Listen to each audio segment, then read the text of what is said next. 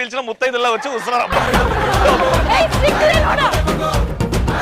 లేవే అమ్మా నీ డ్రెస్ బాగుంది, రబ్బర్ చెప్పులు ఎందుకు వేసుకుంటున్నా?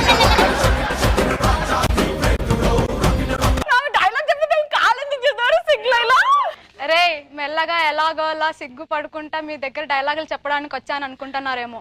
మా అమ్మాయిల సిగ్గులో ఎంత స్ట్రెంత్ ఉందో చూపించడానికి వచ్చా.